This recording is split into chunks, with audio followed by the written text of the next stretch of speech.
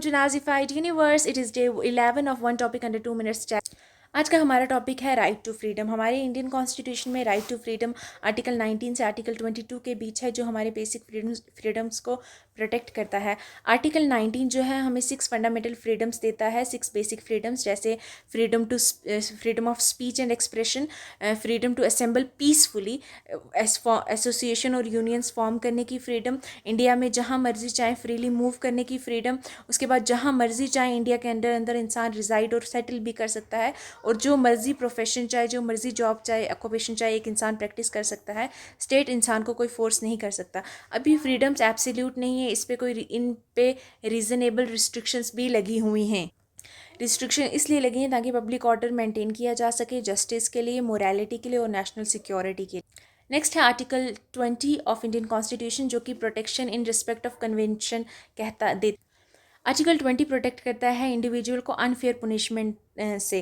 जैसे for example एक इंसान ने एक क्राइम किया, लेकिन ये क्राइम का जो लॉ है ये उस टाइम नहीं बना था कि ये जो इंसान ने किया ये क्राइम है। अब इस इंसान को इसके लिए कोई पुनिशमेंट नहीं मिलेगी, क्योंकि जिस टाइम इसने ये क्राइम किया उस टाइम तो ये क्राइम था ही नहीं।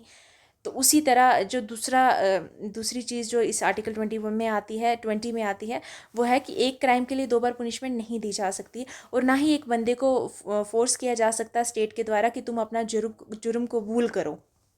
उसी तरह आर्टिकल 21 जो है राइट टू लाइफ और पर्सनल लिबर्टी देता है। लाइफ का ये मतलब नहीं है जिंदा रहना जैसे कि जानवर रहते हैं। लाइफ का ये मतलब है कि डिग्निफाइड लाइफ जीना, ऐसा हमारा कॉन्स्टिट्यूशन कहता है। इसमें राइट्स और भी राइट्स आते हैं, जैसे राइट टू प्राइवेसी हो गया, right to live with dignity, right to a fair procedure. उसके बाद article 22 says protection against arbitrary arrest. ये इंश्योर करता है कि एक इंसान को पता होना चाहिए कि उसे किस वजह से अरेस्ट किया गया है।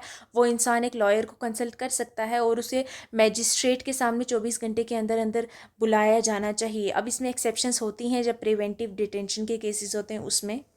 जैसे कि हमने देखा कि रीजनेबल रिस्ट्रिक्शंस हमारे कॉन्स्टिट्यूशन में दी गई हैं फ्रीडम के ऊपर भी, तो हम कह सकते हैं फ्रीडम जो है इंडिया में प्रोटेक्ट की जाती है कॉन्स्टिट्यूशन के द्वारा, बट बैलेंस की जाती है रिस्पॉन्सिबिलिटी के साथ। That's it for today. Like share and subscribe. Bye.